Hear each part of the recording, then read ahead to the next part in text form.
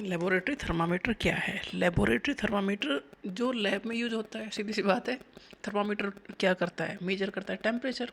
जो लैब में एक्सपेरिमेंट करते हैं उसका टेम्परेचर मेजर करना बहुत ज़रूरी है, क्योंकि तभी रिएक्शन होंगे, तो उसके लिए लेबोरेटरी थर्मामीटर यूज होता है।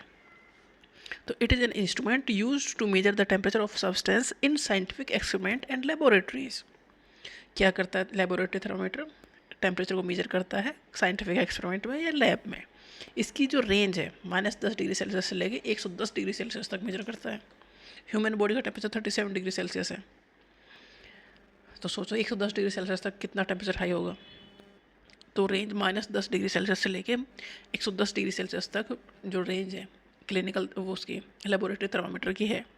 क्लिनिकल थर्मामीटर मतलब हमारा वाला थर्मामीटर होता है, उसकी 35 से लेके 42 तक रेंज है। जो लेबोरेटरी थर्मामीटर है, क्योंकि हर एक रिएक्शन का अपने एक टेम्परेचर पे होता है, कुछ माइनस में होते हैं और कुछ एक्सट्रीम हीट पे होते हैं।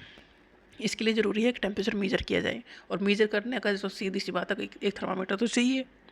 तो जो लेबोरेटरी थर्मामीटर की रेंज थी -10 डिग्री सेल्सियस से लेकर 110 डिग्री सेल्सियस तक वो मेजर कर सकता है। It usually made of glass with mercury और कलर्ड एल्कोहल और मे बी डिजिटल। कैसे भी हो सकता है।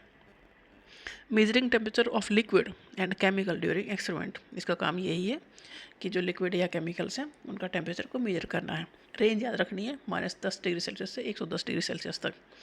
और क्लिनिकल थर्मामीटर की रेंज है 35 डिग्री सेल्सियस से 42 डिग्री सेल्सियस। और ह्यूमन बॉडी का जो नॉर्मल टेम्परेचर है वो 37 डिग्री सेल्सियस है। ये सारे रेटिंग है उसकी थर्मामीटर की।